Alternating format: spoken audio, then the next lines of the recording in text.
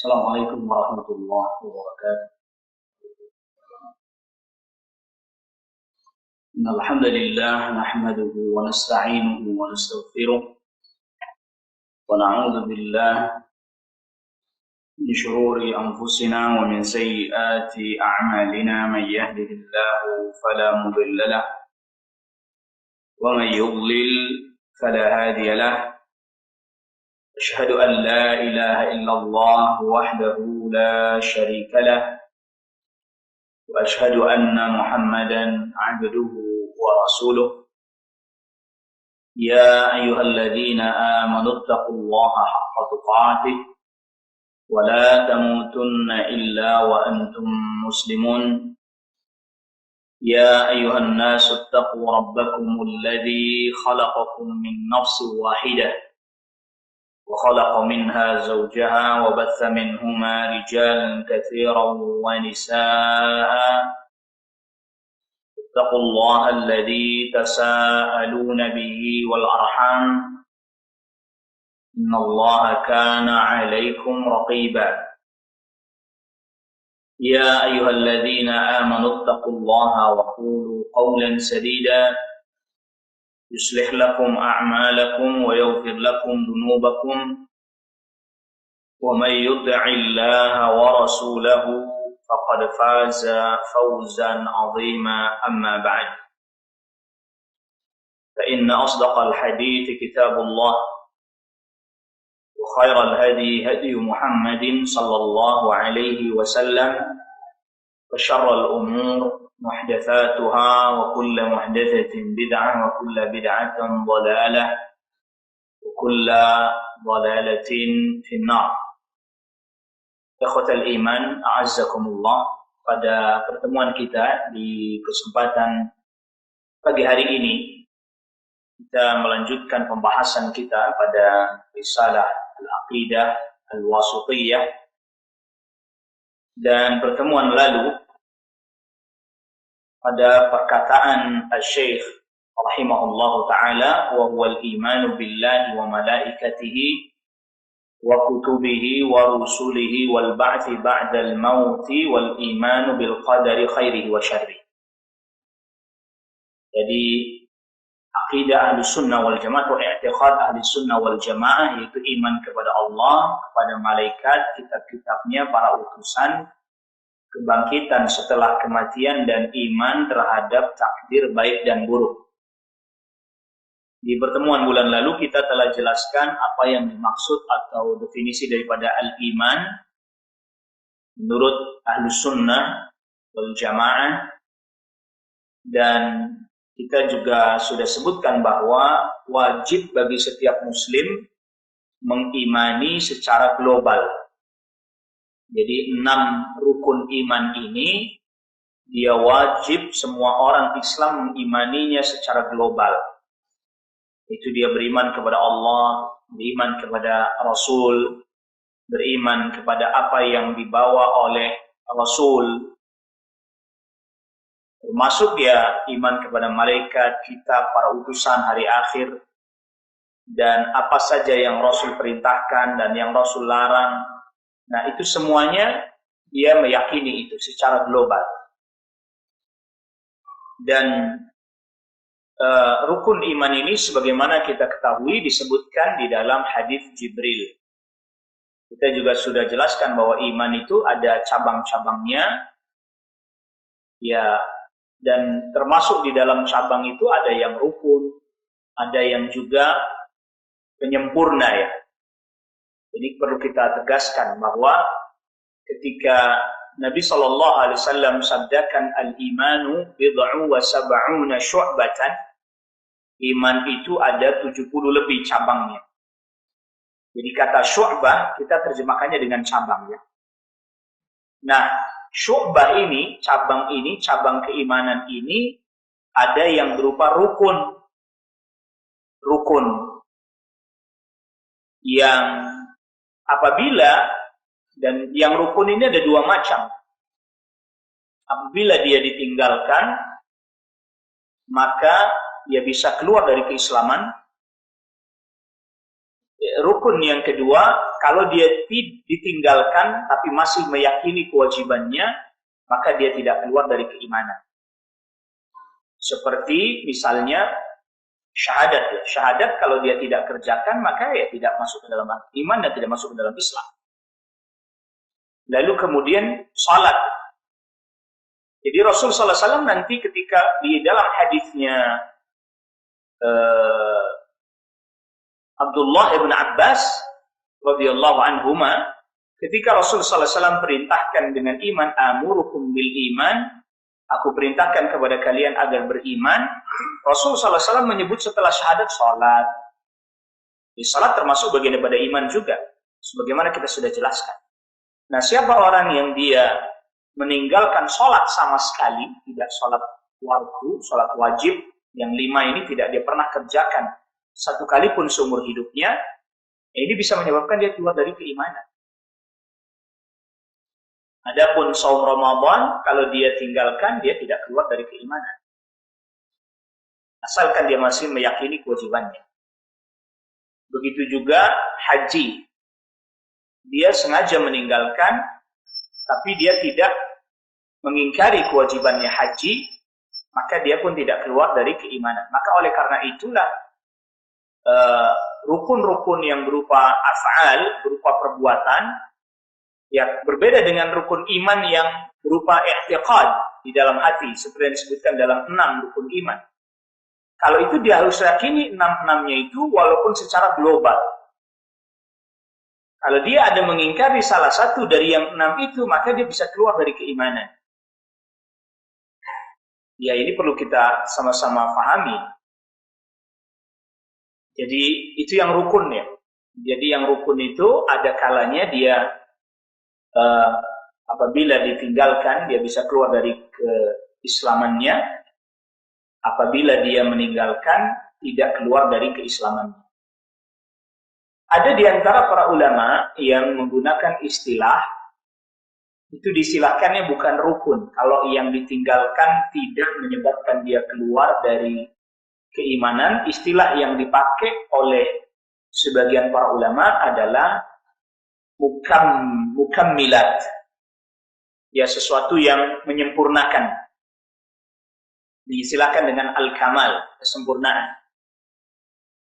Jadi ada kesempurnaan yang wajib yang disebut dengan al-kamalul wajib. Kesempurnaan yang wajib. Kesempurnaan yang wajib apabila dia tinggalkan, dia berdosa tapi tidak keluar dari keislaman. Ya, contohnya tadi misalnya. Jadi sebagian mereka memasukkan saum, haji itu termasuk al-kamalul wajib, kesempurnaan yang wajib. Atau selain itu katakanlah.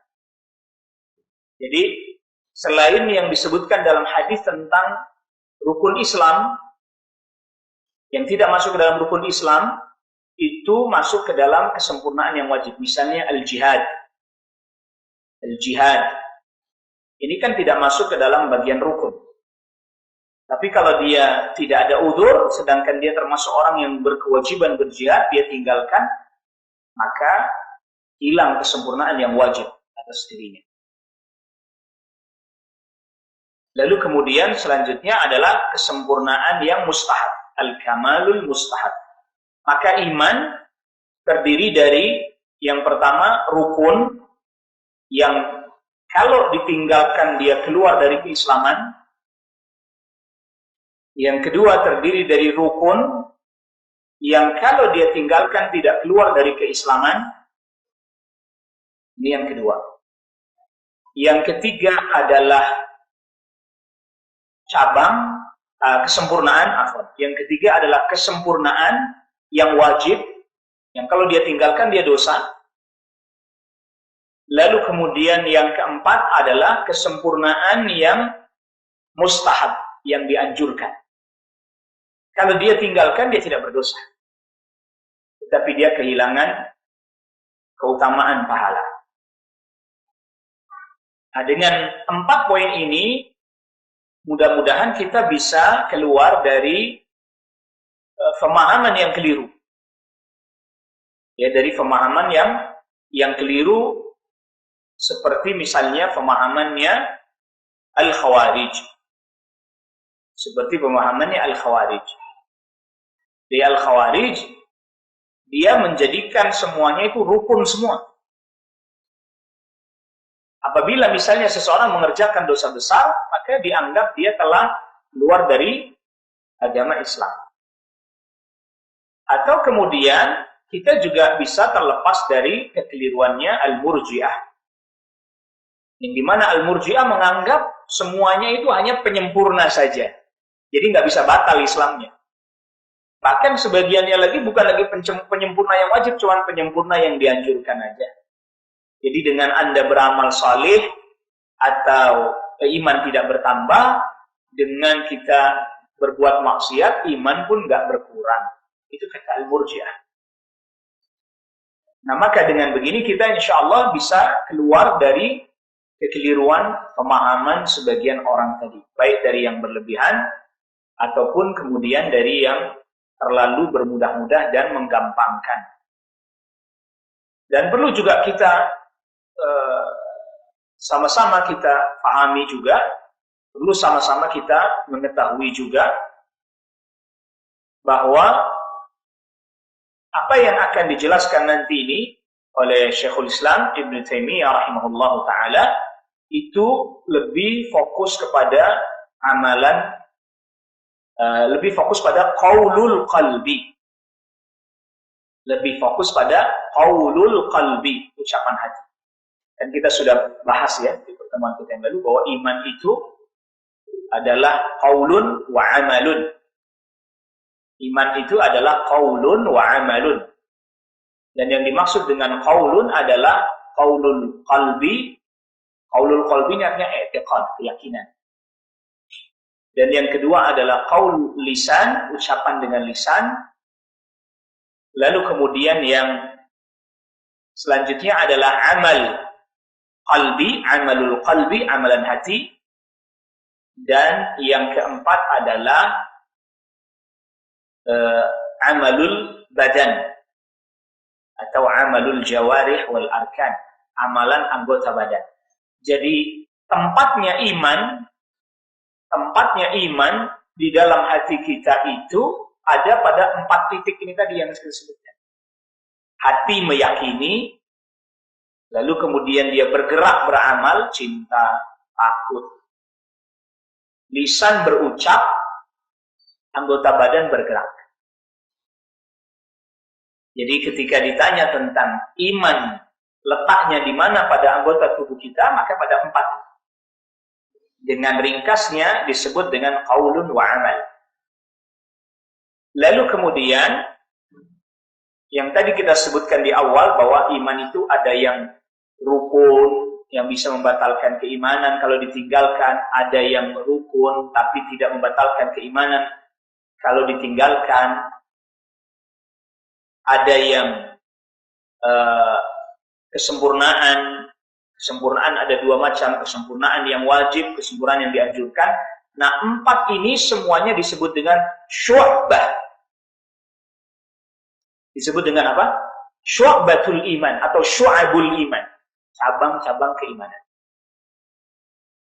Oleh karena itu Rasulullah SAW bersabda, tadi awalnya hadis sudah kita sebutkan, al-imanu bid'un wa sab'una syu'batan.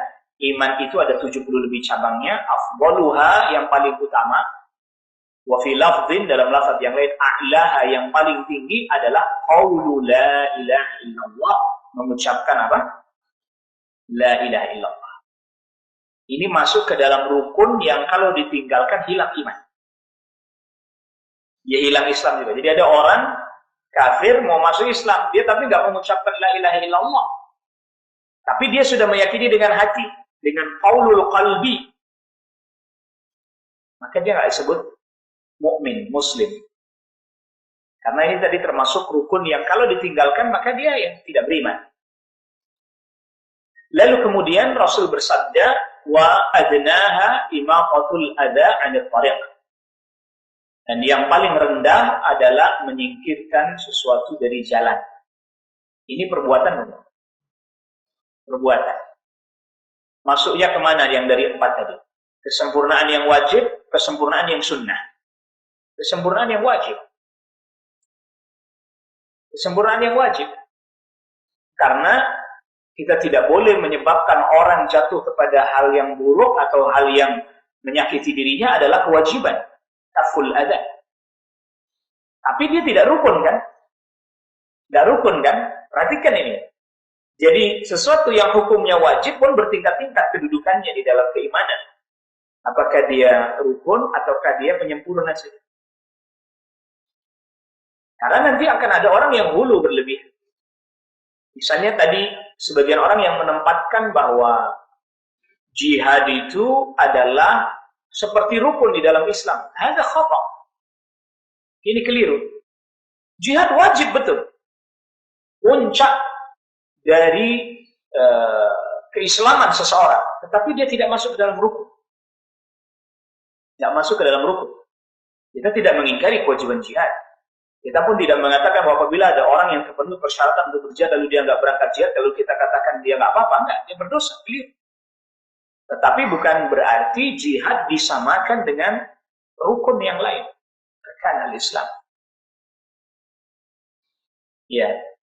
Wa adnaha, dan yang paling rendah adalah imatatul adza 'anil thariq. Wal haya syu'batun minal iman, dan malu adalah cabang dari apa? Iman. Ini masuk yang mana ini, yang malu ini? Yang malu ini bisa masuk ke yang wajib, bisa. Ke yang rukun juga bisa. Ke yang sunnah juga bisa. Dan malu ini adalah merupakan amalul qalbi. Amalan apa? Amalan hati.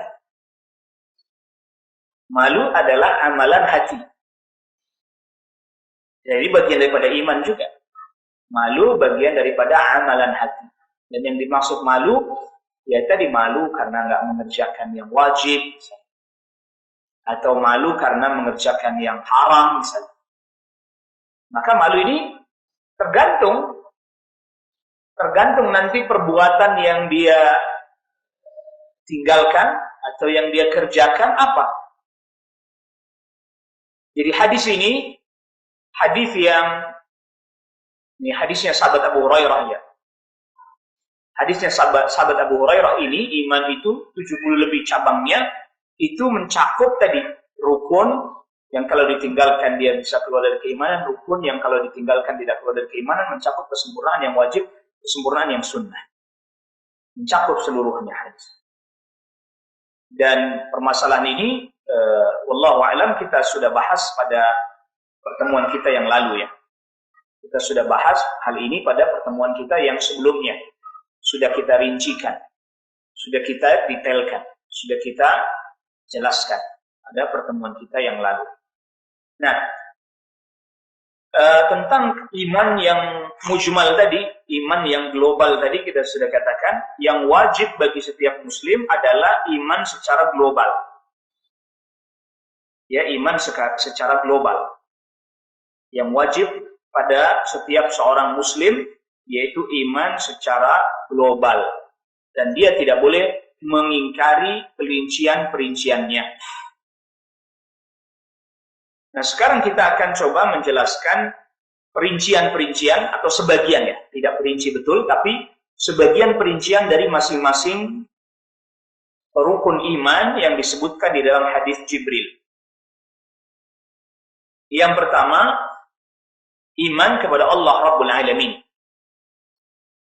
Iman kepada Allah Rabbul Alamin ini mencakup iman kepada rububiyahnya Allah, mencakup iman kepada nama-nama dan sifat-sifat Allah, mencakup juga iman kepada uluhiyahnya Allah Rabbul Alamin. Dan masing-masing nanti ada perincian. Ya, 3 poin ini. Jadi iman kepada Allah itu mencakup iman kepada rububiyah, iman kepada nama-nama dan sifat-sifat Allah, dan yang ketiga iman kepada apa? Uluhiyahnya Allah Rabbul Alamin. Dan masing-masing ada apa? Perinciannya lagi. Nah, iman kepada Allah yang terkait dengan rububiyah Ini diantara perinciannya mencakup rukun-rukun iman yang setelahnya. Bahwa Allah Subhanahu wa Ta'ala yang menciptakan malaikat. Allah Subhanahu wa Ta'ala yang hanya Allah yang mengetahui berapa jumlah malaikat sebenarnya. Allah Subhanahu wa Ta'ala yang mengatur dan mengendalikan mereka. Ini masih masuk dalam rububiyah. Termasuk perincian rububiyah adalah Allah Subhanahu wa Ta'ala yang menurunkan kitab-kitab. Allah Subhanahu wa Ta'ala juga yang mengutus para nabi dan para rasul. Ini masuk rububiyah. Allah Subhanahu wa Ta'ala juga yang menetapkan hari akhir, kiamat, kapan terjadinya. Dan termasuk juga al-iman birrububiyah, iman kepada rububiyah, bahwa Allah Subhanahu wa Ta'ala menetapkan segala sesuatu dan telah mengetahui segala sesuatu, yang artinya ini masuk ke dalam iman kepada takdir, baik dan buruk.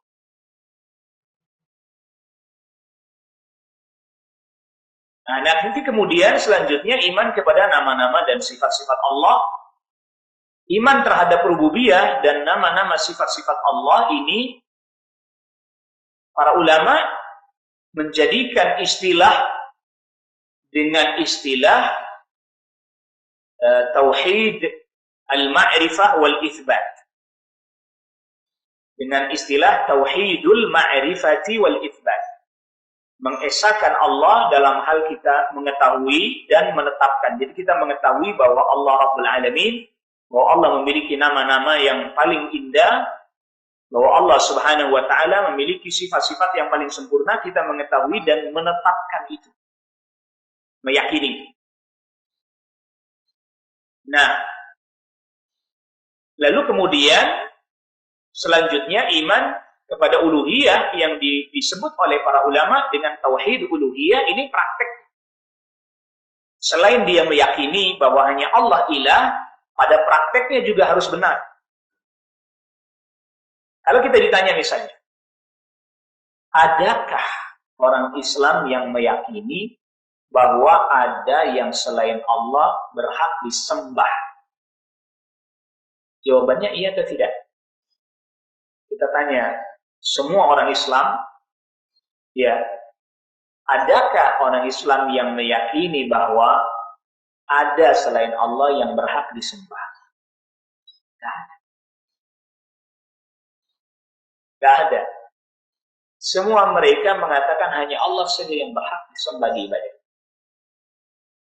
Maka berarti pada tataran qaulul qalbi, keyakinan hati, ucapan hati itu maksudnya keyakinan hati.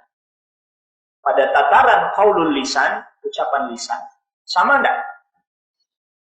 Sama enggak? Pada tataran itu ditanya, apakah Anda meyakini bahwa ada yang selain Allah yang berhak disembah? Dia jawab ada atau tidak? Tidak. Berarti ucapan lisannya benar. Keyakinannya dia juga benar kan? Maka pada tataran qaulul qalbi, qaulul lisan benar. Tinggal dua. Kan ada dua lagi kan? Amalan hati dan amalan anggota badan. Tinggal dua ini. Dilihat, dua ini juga benar atau enggak? Iya. Pada prakteknya benar begitu apa enggak? Sebab kalau mestinya dia tadi dengan lisannya, dengan keyakinannya bahwa hanya Allah, maka berarti harapannya juga hanya tertuju kepada siapa? Hanya kepada Allah. Perbuatannya juga begitu. Tetapi apa yang terjadi, ya seringkali mereka ucapannya betul, qaulul qalbinya betul, qaulul lisannya betul, tapi ketika amalan hati, gerak amalan hati, harapannya dia cabangkan. Ya Allah sih, tapi saya lewat orang saleh ini. Dia cabangkan, itu namanya syirik. Dia cabangkan, itu namanya syirik. Dan ini membatalkan keimanan.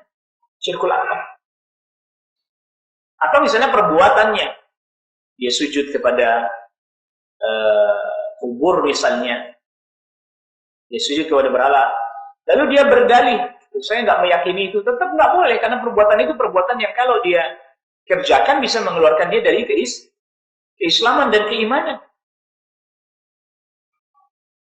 Maka oleh karena itu di dalam Al-Quran ketika disebut orang-orang yang beriman, ya ayyuhalladzina amanu, maka harus kita mengumpulkan seluruh makna yang tadi kita sebutkan.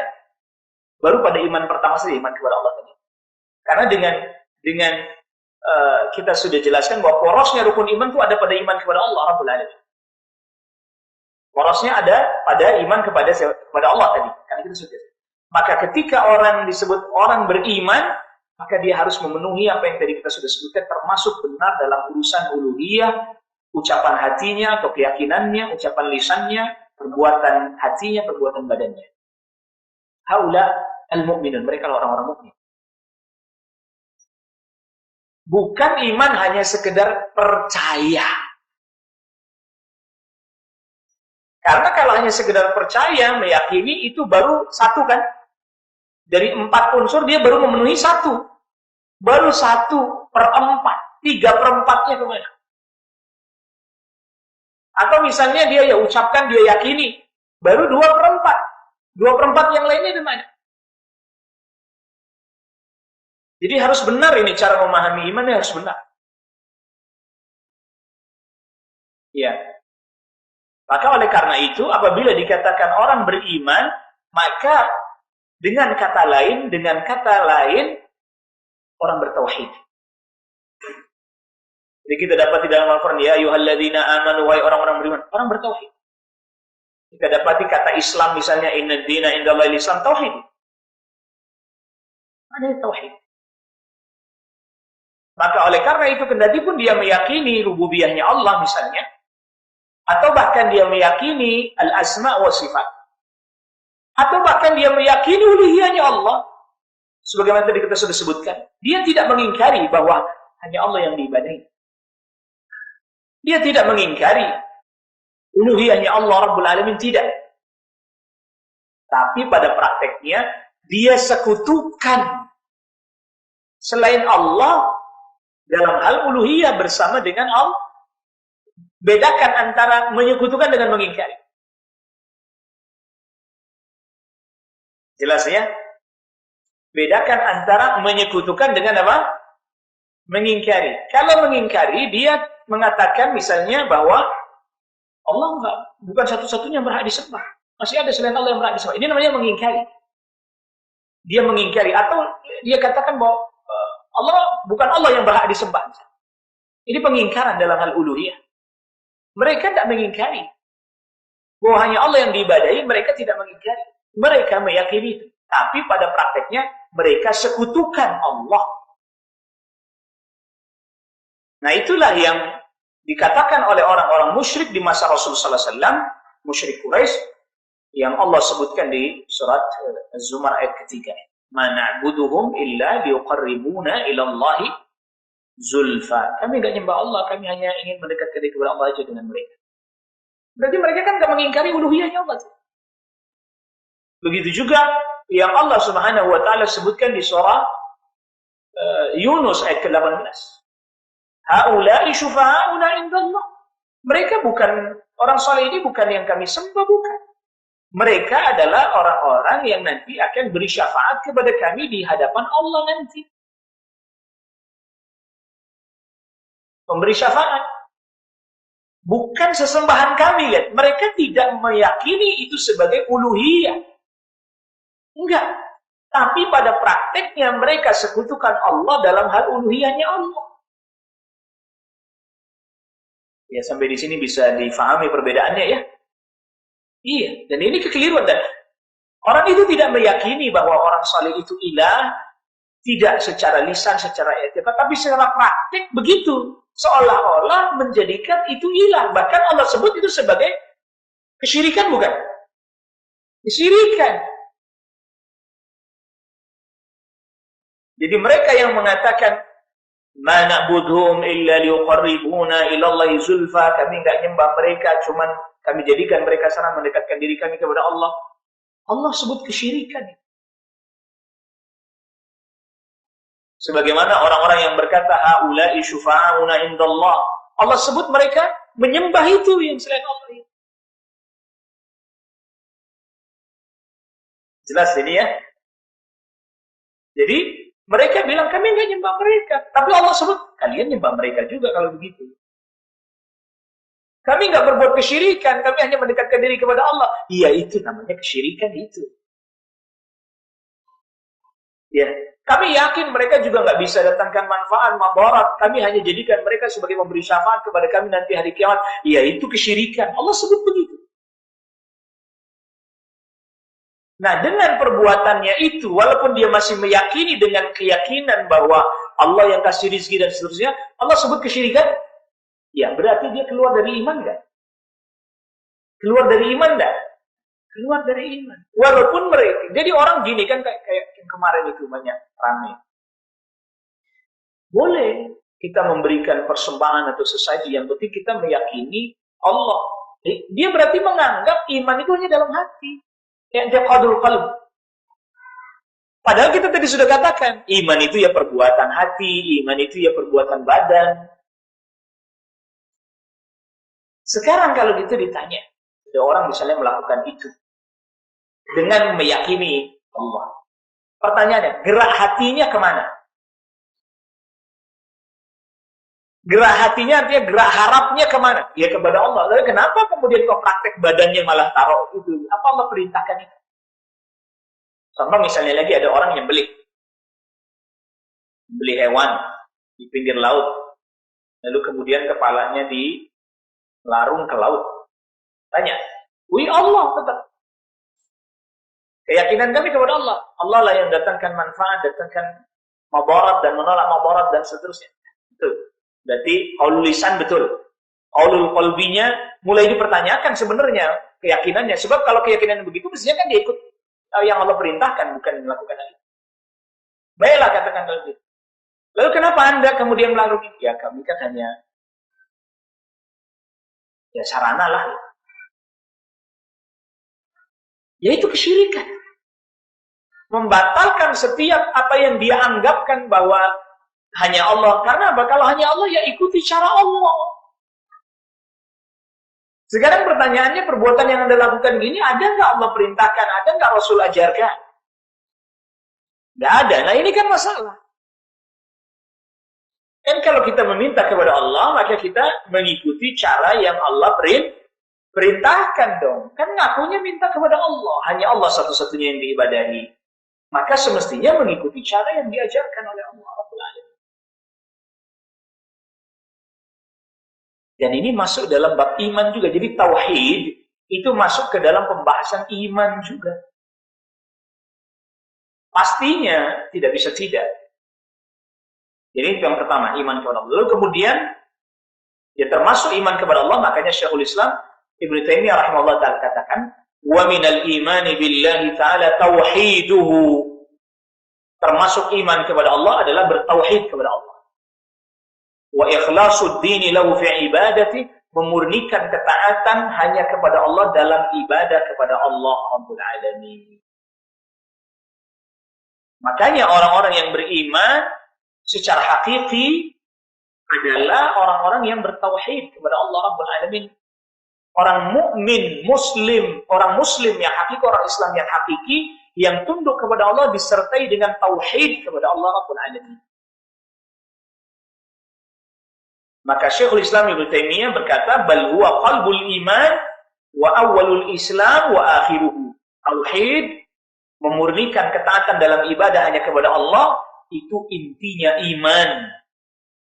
Itu adalah pokok keimanan, intinya iman, sumsumnya iman. Dan awal Islam dan akhirnya Islam.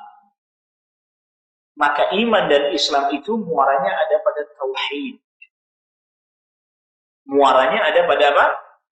Pada tauhid. Faman lam yuwahhidillah, maka siapa orang yang tidak bertauhid kepada Allah, maka fahuwa laisa bimu'minin wala bimuslimin. Pastinya orang itu bukan orang mukmin, bukan juga orang Islam, bukan orang beriman, bukan juga orang Islam. Maka kalau kita ditanya, apa perbedaan konsep keimanan di dalam Islam dengan konsep keimanan di dalam agama samawi yang lain selain Islam seperti al-Yahud wan Nasara? Jawabnya at-tauhid. Al-Yahud tauhid atau syirik? Al-Yahud mereka bertauhid atau berbuat kesyirikan belakangan? Bukan pas di zaman Nabi mereka. Syirik kan? Awalnya tauhid, belakangan syirik. An-Nasara tauhid syirik. Syirik. Walaupun mereka misalnya iman juga kepada Ibrahim alaihissalam, iman juga kepada Nabi terdahulu misalnya. Tauhid.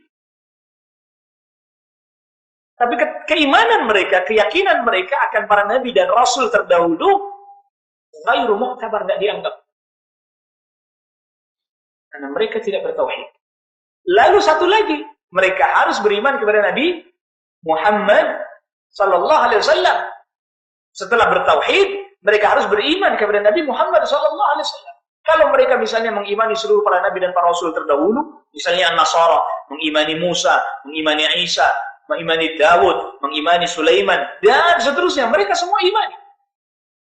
Maka misalnya mereka bertauhid kepada Allah Rabbul Alamin, tapi tidak mengimani Muhammad SAW sebagai Nabi terakhir, falaysa bimu'minin wala bimuslimin. Dia tidak mukmin, dia tidak muslim, dia tidak iman, dia tidak Islam. Ya. Agar supaya jelas bagi kita, karena ini masalah dasar ini. Masalah asas ini, masalah asas, masalah dasar. Kalau masalah asas begini kita tidak paham, bagaimana kita mau paham agama? Iya kan?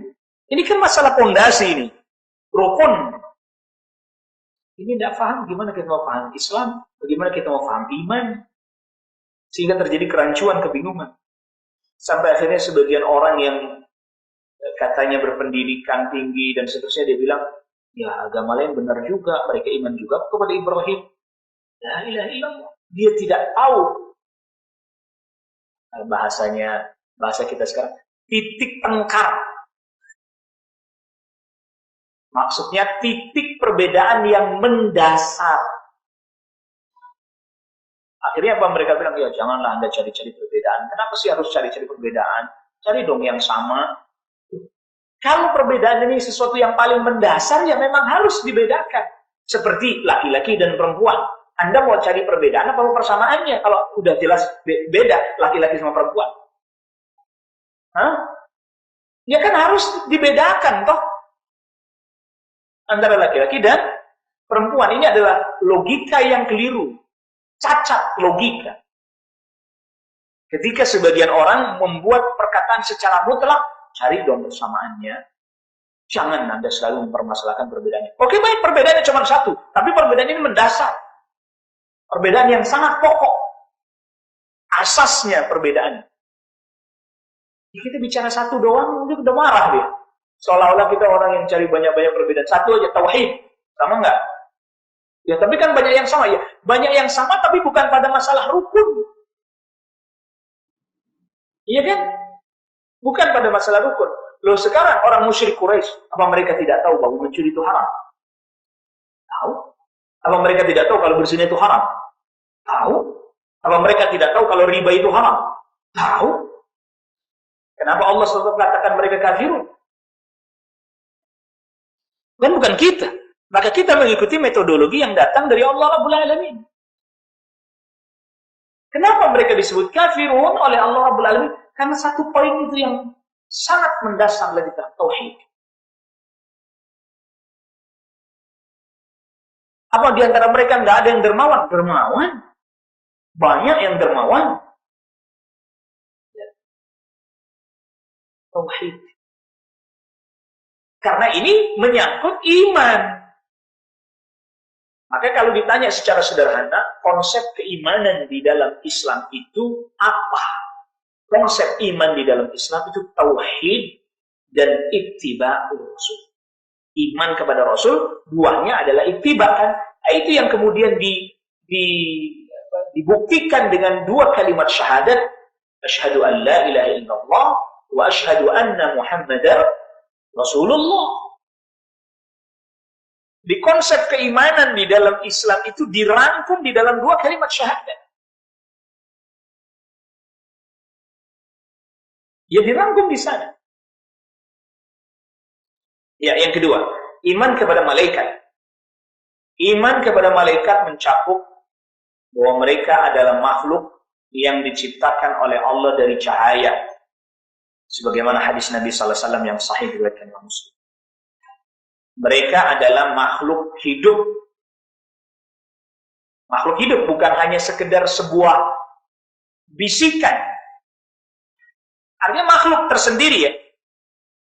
Jadi ada sebagian orang Islam yang keliru mengatakan bahwa malaikat itu hanya bisikan kebaikan aja. Berarti kan bukan makhluk. Hanya sebuah bisikan-bisikan aja. Sebagaimana ada sebagian orang Islam yang mengartikan syaitan itu hanyalah bisikan-bisikan keburukan. Jadi makhluknya nggak ada. Dia sebenarnya hanya sekedar bisikan dalam diri kita. Bisikan baik atau bisikan buruk. Ini keliru. Karena telah datang sebagian orang, bahkan sebagian para penulis tafsir di belakang, memaknai dengan makna itu. Jadi itu tidak benar. Tafsir ini tidak benar. Karena bertentangan dengan rukun iman, itu iman kepada malaikat. Termasuk juga bagian daripada iman kepada malaikat, tidak ada yang mengetahui jumlah mereka kecuali hanya siapa? Hanya Allah Rabbul Alamin. Wala ya'lamu junuda rabbika illahu. Tidak ada yang mengetahui berapa jumlah bala tentara Rabbmu, yaitu malaikat, kecuali hanya Allah. Dan mereka adalah makhluk yang memiliki kehendak. Kehendak juga punya keadaan-keadaan. Nah, itu mereka. Tetap punya kehendak, punya keadaan. Tetapi mereka ditundukkan oleh Allah. Artinya ditundukkan, mereka nggak bisa semaunya sendiri. Ditundukkan oleh Allah Rabbul Alamin. Jadi ditundukkan untuk beribadah hanya kepada Allah Subhanahu wa Ta'ala saja. Termasuk juga mengimani nama-nama malaikat yang disebutkan di dalam Al-Quran dan Sunnah yang sahih. Ini rukun iman kepada malaikat itu kayak begini. Sedangkan yang kita pelajari terkait dengan iman kepada malaikat, bahwa malaikat itu jumlahnya 10, tugas-tugasnya ini aja, itu sebagian dari poin rukun iman. Bahkan sebagiannya lagi terkandung di dalamnya nama yang tidak disebutkan oleh dalil yang sahih. Israel misalnya. Ini tidak ada, wallahu alam, riwayat yang sahih menyebut nama Israel. Yang ada di dalam Al-Quran disebut malakul maut, malaikat maut. Qul yatawaffakum malakul maut alladhi wukila bikum. Katakan, yang ditugaskan oleh Allah untuk mewafatkan kalian adalah malaikat maut. Malaikat maut. Maka ini para ulama, termasuk Syekhul Islam Ibnu Taimiyah, memberikan tambahan lagi penjelasan bahwa iman kepada malaikat itu mencakup mengimani nama-nama, tugas-tugas malaikat yang disebutkan di dalam Al-Quran dan Sunnah yang sahih. Jadi kita belajar tentang iman kepada malaikat yang sebelumnya itu, yang 10 itu membuat orang juga nanti, atau membuat anak-anak jadi kurang tepat memahami, karena seolah-olah malaikat cuma 10 misalnya. Ya, padahal kalau dia katakan, ya kita sebutkan sebagiannya aja, ini kan seolah-olah cuma 10 malaikat. Berarti ada kekurangan dalam memahami iman kepada malaikat. Ya, termasuk malaikat tidak pernah menentang perintah Allah. Ini juga poin penting. Nanti kalau orang itu nggak memahami hal ini, maka sebagian orang ketika membicarakan firman Allah, qalu wa taj'alu fiha may yufsidu fiha wa yasfiku ad-dima. Para malaikat berkata, ya Allah, apakah engkau hendak menjadikan di muka bumi orang yang berbuat kerusakan dan menumpahkan darah? Ini malaikat menentang Allah dong. Padahal kita tadi sudah katakan bahwa malaikat tidak mungkin apa? Menentang Allah. Tak mungkin. Yang ada bertanya. Bertanya boleh, tapi bukan menentang Allah. Termasuk juga misalnya nanti bicara tentang kisahnya Harut wa Marut. Pernah dengar kisahnya Harut wa Marut? Nah, ini banyak beredar kisah-kisah yang tidak sahih. Katanya Harut Marut itu menantang Allah. Ya Allah, kalau kami diberikan hawa nafsu, niscaya kami akan lebih baik daripada manusia. Ini tidak sahih, mana ada malaikat dikasih hawa nafsu. Satu. Yang kedua, mana ada malaikat kok menantang Allah? Tidak ada. Mereka adalah hamba-hamba Allah yang ditundukkan taat kepada Allah. La ya'suna Allah ma amarahum wa yaf'aluna ma yu'marun. Mereka tidak pernah menentang perintah Allah. Mereka selalu menunaikan apa yang Allah perintahkan. Nah, yang kayak begini, ini harus ditanamkan. Apalagi nanti cerita-cerita malaikat yang berubah jadi manusia tadi, misalnya Harut Marut berubah jadi manusia, akhirnya kemudian mereka minum khamr, lalu kemudian yang malaikat itu berzina, akhirnya kemudian membunuh bayi. Itu malaikat kok. Dia hadhi musadimun lil adillah. Ini bertentangan, bertabrakan dengan dalil-dalil yang sahih. Apa ada istilahnya? Ini buku-buku ini ditulis oleh sebagian orang Nasara juga ini. Mereka bilang, calling angel apa? Malaikat yang jatuh pada kesalahan, kekeliruan, kesalahan. Ya. Ya. Lalu kemudian juga para malaikat tidak disifati dengan perempuan. Di antara iman kepada malaikat adalah para malaikat tidak disifati dengan apa? Sifat perempuan. Sebagaimana dilakukan oleh sebagian orang yang keliru. Dan itu i'tiqadnya orang kafir itu. Ya, i'tiqadnya orang-orang, sebagian orang-orang kafir dari kalangan orang Arab. Yang mereka meyakini bahwa malaikat itu adalah banatullah. Malaikat itu adalah anak perempuannya Allah. Dan sekarang coba dibuktikan kan, malaikat itu kan perempuan. Orang kafir itu yang bikin-bikin itu. Membuat orang jadi keliru. Ada punya sayap terus perempuan. Angel perempuan, dianggapnya dia perempuan. Ini kan juga sama ini. Ini berdasarkan i'tiqadnya orang-orang kafir.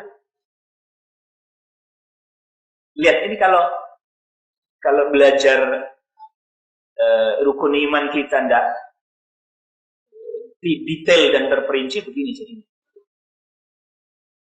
Banyak i'tiqad, banyak keyakinan-keyakinan yang keliru dan diyakini. Termasuk misalnya apa? Meyakini bahwa malaikat itu bisa ditundukkan oleh manusia. Jadi khodam. Enggak benar. Khodam malaikat. Enggak ada. Malaikat itu cuma taat kepada siapa tadi? Kepada Allah. Ama Rasul aja enggak dia, kecuali atas izin Allah. Ya ini contoh kekeliruan-kekeliruan. Oh ini khodamnya khodam malaikat. Ini ilmunya ilmu putih ini Ustaz. Oh, kok bisa? Karena khodamnya khodam malaikat. Gimana? Dan ini menjadi i'tiqad loh sebagian orang. Sebagian orang ada yang meyakini begini enggak? Ya, ada yang meyakini begini. Allah musta'an. Nasallallahu alaihi wasallam. Dan masih banyak lagi perincian-perincian tentang al-imanu bil malaika, iman kepada malaikat. Lalu kemudian yang ketiga, al-imanu bi kutubillahi ta'ala. Iman kepada kitab-kitab yang Allah turunkan. Ini mencakup iman kepada seluruh kitab yang Allah turunkan. Bukan hanya Al-Quran saja, tapi seluruh kitab.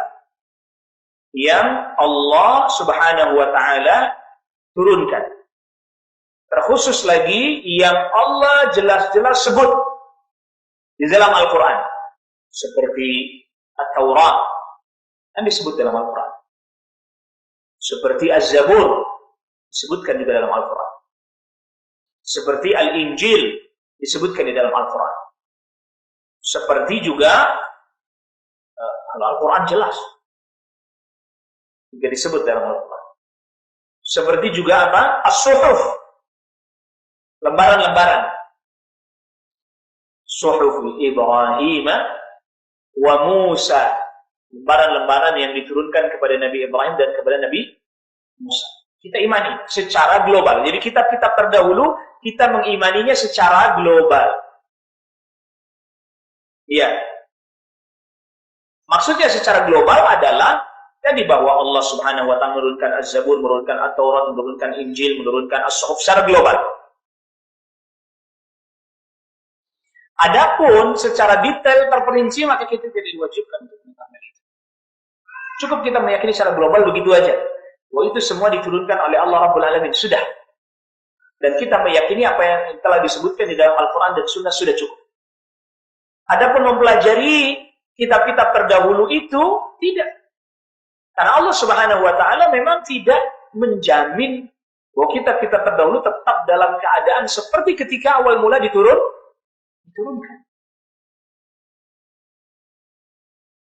Nah, iman yang detail terperinci itu kepada Al-Quran bagi kaum muslimin. Bahwa Al-Quran diturunkan oleh Allah Rabbul Alamin kepada Nabi Sallallahu Alaihi Wasallam melalui malaikat Jibril. Kita wajib meyakini bahwa Al-Quran adalah kalamullah, firman Allah. Ya hurufnya, ya maknanya, ya lafadznya, ya artinya. Bahwa Al-Quran tidak ada kekurangan. Al-Quran tidak ada penyimpangan dari awal sampai akhirnya. Iya, yang Allah Subhanahu wa taala firmankan di permulaan dari suratul Kahfi, alhamdulillahilladzi anzala ala 'abdihi al-kitaba wa lam yaj'al lahu 'iwaja. Segala puji bagi Allah yang menurunkan kepada hambanya itu Nabi sallallahu alaihi wasallam Alkitab itu Al-Quran, dan Allah tidak jadikan kebengkokan pada Al-Quran. Qayyima, lurus. Yunzira ba'san syadidan min ladun, untuk memberikan peringatan akan siksa yang berat dari sisi Allah bagi orang-orang yang menyimpang. Wa yubashshiral mu'minin, memberikan kabar gembira. Alladzina ya'maluna shalihat, orang mukmin yang beramal salih. Anna lahum ajran hasana, bahwa mereka mendapatkan pahala yang baik. Itu surganya Allah Rabbul Alamin. Makithina fihi abada, mereka kekal selama-lamanya di dalamnya. Termasuk juga itu ini nanti akan tersingkap bahwa siapa orang yang mengatakan Al-Quran itu makhluk, bahaya. Dia berarti mengingkari iman kepada kitab. Bisa juga dia mengingkari sebagian dari sifat Allah. Ya kan, bisa jadi dia mengingkari sebagian dari sifat Allah. Atau misalnya begini, ada orang lagi yang mengatakan bahwa Al-Quran itu, naudzubillah, ini perkataan juga bahaya ya.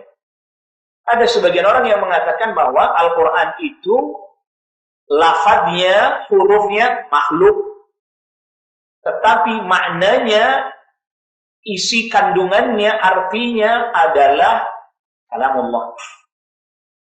Jadi huruf-hurufnya, lafadznya itu bukan kalamullah, kata sebagian orang. Yang kalamullah itu makna yang terkandung. Ya, itu menyimpang nggak dalam masalah iman kepada kitab? Jadi kita jadi tahu bahwa kenapa kemudian orang tidak boleh mengatakan Al-Quran makhluk. Iman kepada kitab itu juga terkait iman kepada Allah, karena itu terkait salah satu sifat Allah, yaitu Allah berbicara. Ya, Allah Subhanahu wa taala berbicara. Iman kepada kitab, iman kepada Al-Quran harus terperinci. Ya, sedangkan kepada kitab-kitab terdahulu apa? Global saja. Maka oleh karena itulah ketika para ulama, bahkan termasuk Syekhul Islam Ibnu Taimiyah, ditanya tentang orang yang mempelajari kitab umat terdahulu untuk membantahnya, maka jawabannya adalah, ya dia harus kuat dulu pemahamannya terhadap Al-Quran. Bagaimana dia mau membantah kitab-kitab umat terdahulu yang telah ada penyimpangan padanya, sedangkan dia tidak memahami pemahaman yang benar terkait apa? Al-Quran. Jadi termasuk iman kepada Al-Quran, bahwa Al-Quran adalah kalamullah, bukan makhluk. Dia datang dari Allah dan akan kembali kepada Allah Rabbul Alamin. Dan Allah Subhanahu wa taala juga yang menurunkan Taurat, Injil, dan semua itu Taurat, Injil atau Zabur, bahkan sebelumnya, sebelum Injil, Zabur, itu juga termasuk kalamullah sebelum dirubah-rubah. Ya, sebelum apa? Dirubah-rubah. Maka oleh karena itulah Allah Subhanahu wa taala menghabarkan kepada kita perilaku ahlul kitab yang merubah-rubah kitab suci mereka. Ya, seperti di suratul Baqarah dan di tempat-tempat yang lain. Dan ini penting sekali.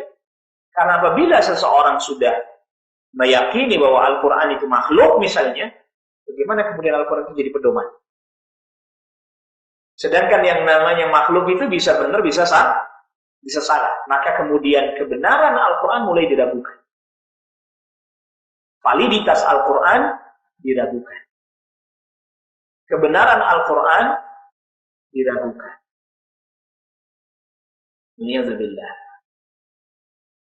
Wa nasallallahu alaihi. Kalau orang udah ragu akan kebenaran Al-Quran, lalu gimana orang mau menjadikan Al-Quran sebagai pedoman? Kalau orang sudah ragu terhadap kebenaran Al-Quran, di mana dia mau menjadikan Al-Quran sebagai panduan? Akhirnya nggak dijadikan panduan. Niyadzubillah. Nasallallahu alaihi. Ini penting kita paham. Karena nanti ini banyak nih penyimpangan-penyimpangan terkait dengan masalah Al-Quran ini banyak.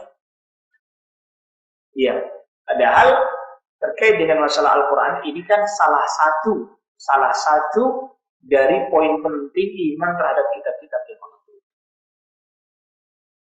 Lalu kemudian yang keempat, rukun iman yang keempat, al-imanu bir-rusul. Iman kepada para utusan itu mencakup kita beriman kepada seluruh nabi yang Allah utus. Seluruh nabi yang Allah utus. Dan kita wajib beriman juga dengan nabi yang namanya disebutkan oleh Allah di dalam Al-Quran. Atau yang disebut oleh Rasul Sallallahu Alaihi Wasallam di dalam sunnah. Jadi kita imani yang disebutkan. Jadi ini nggak disebut 25 gitu, enggak. Artinya begini ya, yang disebutkan di dalam Al-Quran, sebagian para ulama katakan 25. Tapi kan ada juga Nabi yang disebut oleh Nabi SAW di dalam hadis, tapi nggak disebut dalam Al-Quran. Seperti Yusha bin Nun. Nggak disebut dalam Al-Quran. Itu Nabi loh, itu Nabi Bani Israel. Masih ada beberapa riwayat lain. Jadi tidak dibatasi ya. Jadi maka ini kaidahnya para ulama termasuk yang disebutkan oleh Syekhul Islam Ibnu Taimiyah, kita sebutnya global aja. Kita mengimani nama para nabi dan para rasul yang disebutkan di dalam Al-Quran ataupun di dalam sunnah. Udah. Dan juga kita meyakini bahwa ada banyak para nabi dan para rasul yang namanya tidak disebutkan dalam Al-Quran. 124.000 nabi. 124.000 nabi. Dari 124.000 nabi itu ada 313 di dalam riwayat yang lain 315 rasul. Maka Allah nggak sebutkan semuanya di dalam Al-Quran, nggak. Jadi berapa jilid kalau disebutkan semuanya itu 124.000 nabi dengan kisah mereka disebutkan semua dalam Al-Quran, jadi berapa jilid? Di Al-Quran yang hanya 1 jilid 30 juz saja kita walahan menghafalnya. Dan termasuk juga iman kepada Rasul, nah ini yang spesifik, kalau tadi yang global. Yang spesifik adalah mengimani bahwa Nabi Muhammad Sallallahu Alaihi Wasallam adalah penutup para nabi. Tidak ada lagi nabi setelah Nabi Muhammad Sallallahu Alaihi Wasallam. Oleh karena itu, Allah utus Nabi Muhammad SAW karena sudah nggak ada lagi nabi kepada seluruh manusia.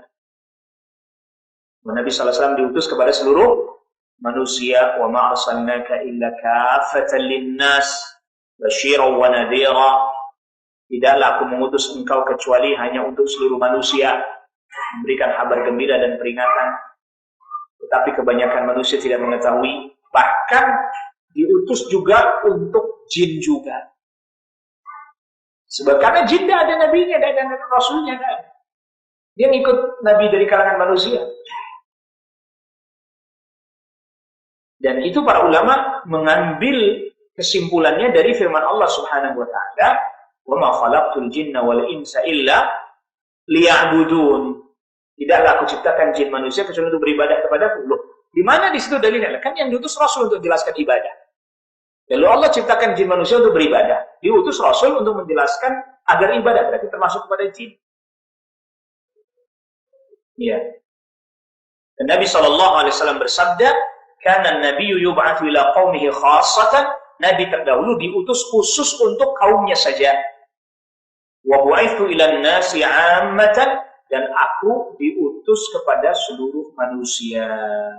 Penutup para nabi, penutup para rasul. Tidak ada setelah Nabi SAW nabi yang dinanti-nanti. Tidak ada setelah kitab yang diturunkan kepada Nabi SAW, yaitu Al-Quran. Kitab yang ditunggu-tunggu tidak ada. Ini termasuk iman kepada kitab. Ini rukun imannya. Maka yang menyelisih rukun iman ini keluar dari keimanan. Ya. Maka ketika masanya sahabat Abu Bakar As-Siddiq radhiyallahu anhu jadi khalifah, bahkan sebelum Abu Bakar As-Siddiq, ada orang-orang yang meyakini bahwa Musailimah, orang kita yang bacanya Musailamah, Musailimah Al-Kadzab sebagai nabi.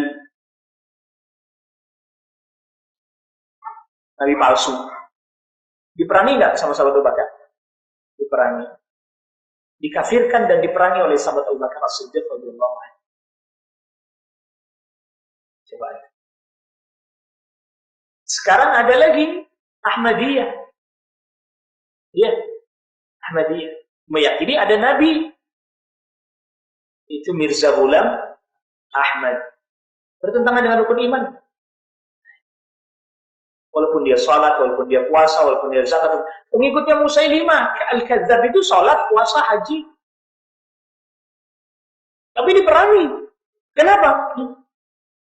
Masalah pokok. Mereka berbeda dalam masalah apa? Masalah pokok. Ini kudu jelas. Jadi bukan Islam itu. Ahmadiyah bukan Islam. Iya. Dan kita harus paham itu. Loh, kok sekarang di negeri kita banyak nabi palsu? Pengikutnya ada. Nah, belajar rukun imannya gimana ini? Belajar rukun imannya gimana? La ilaha illallah. Maka betul kata para ulama bahwa apabila kebodohan, kalau kebodohan menurut kita bahasanya kasar, kita rubah ketidaktahuan. Karena kebodohan itu sama dengan ketidaktahuan. Ketidaktahuan dalam urusan agama mendatangkan bencana terhadap kaum muslimin sendiri. Ketidaktahuan terhadap agama Islam mendatangkan kerusakan terhadap apa? Kaum muslimin sendiri. Buktinya tadi. Asal nabi palsu nongol, muncul, pengikutnya ada. Dia iman kepada Rasul gimana ini? Pelajaran iman kepada Rasul gimana? Sehingga dia percaya, dia yakin, bahkan jadi pengikutnya. Malah ada yang ngaku malaikat Jibril. Allahu Akbar. Ada yang ngaku sebagai Tuhan bahkan. Ya kok ada aja pengikut. Itu di kebodohan. Kebodohan. Lah yang uniknya, kita sedang jelaskan kayak begini. Apa kemudian ada sebagian orang merasa benar sendiri? Gimana sih? Kita berusaha menjelaskan yang benar, bukan ngerasa benar sendiri, bukan. Udah begitu ya tadi. Pengajian senangnya nyala-nyalain orang, mencaci maki orang, mengkafir-kafirkan. Loh, yang dikafirkan oleh Allah dan Rasulnya kita kafirkan, masa kita bilang enggak?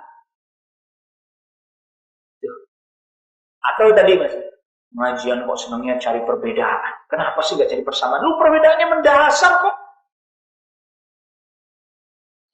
Kenapa antum mau kemudian dianggap sama dengan Ahmadiyah? Enggak kan? Atau katakanlah misalnya dengan Syiah Rafidhah. Syiah Rafidhah yang meyakini bahwa kedudukan wali atau imam mereka lebih tinggi daripada kedudukan Nabi. Mau mengikuti etikot itu. Yang ini udah mulai dianut oleh sebagian orang Sunni dengan mengatakan wali kedudukannya lebih tinggi daripada Nabi. Secara tidak langsung dengan mengatakan bahwa wali boleh kagak sholat misalnya. Lu Nabi aja sholat. Nabi aja terkena hukum syariat. Hukum syariat dikecualikan dalam beberapa hal, tapi secara umum Nabi kena hukum syariat enggak? Terkena. Lalu dia bisa bilang ada wali yang nggak sholat nggak apa-apa lain itu mah makomnya kedudukannya. Ini hubungannya iman kepada Rasul loh. Itu secara tidak langsung dia sama saja dia seolah-olah dia meyakini bahwa yang namanya wali lebih tinggi daripada Nabi, walaupun dia nggak ngomong secara tegas dan terang-terangan. Ya sama, ini terus belajar rukun iman di mana ini? Ada lagi kemudian di antara mereka yang mengatakan bahwa gurunya dia itu hakikatnya adalah Nabi dalam wujud gurunya. Astagfirullah. Iman kepada Rasul gimana ini? Dia makanya pelajaran rukun iman kalau nggak diperkuat itu mengapa kemudian Syekh Muhammad ibn Abdul Wahhab At-Tamimi An-Najdi rahimahullah ta'ala menulis risalah Al-Usul As-Salasah. Maka di zamannya salah satu keturunan beliau, zamannya Syekh Ibrahim atau Syekh Abdul Rahman ibn Hasan Al-Syekh, salah seorang keturunan ketika jadi pemimpin, jadi qadhi di Saudi, itu di masjid-masjid seluruh Saudi itu wajib imamnya ngajarin ke jamaah membacakan dan menjelaskan usul salasah. Masa iya perkara? Makanya kalau rukun iman ini nggak beres, maka setiap aliran sesat yang muncul akan ada pengikutnya. Dan terbukti kan di negeri kita apa aja ada ini. Aliran apa aja ada. Ada semuanya. Yang ngaku Nabi ada pengikut. Yang ngaku Jibril punya pengikut. Ngaku Jibril coba. Ngaku malaikat Jibril ada pengikut. Jibril, saya adalah Jibril. Bukan lagi saya bertemu Jibril. Saya adalah Jibril. Coba.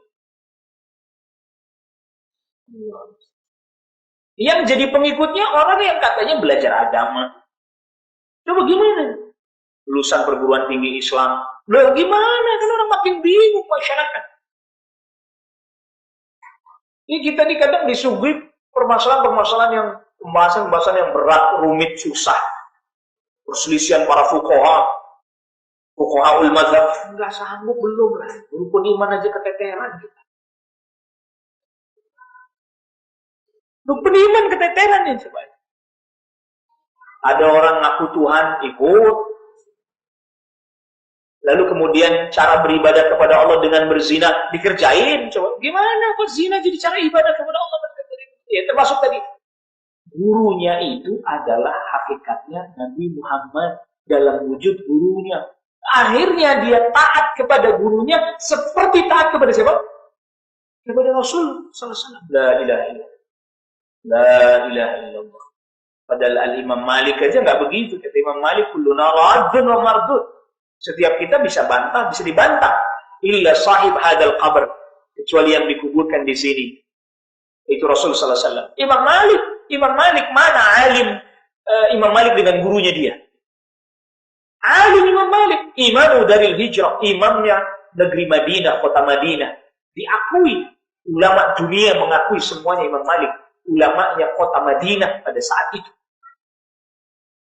Tidak ada satupun muridnya Imam Malik yang mengatakan, guru saya Imam Malik itu adalah sejatinya Rasulullah. Hakikatnya sebenarnya Imam Malik itu adalah Rasulullah. Dalam wujud Imam Malik, gak ada.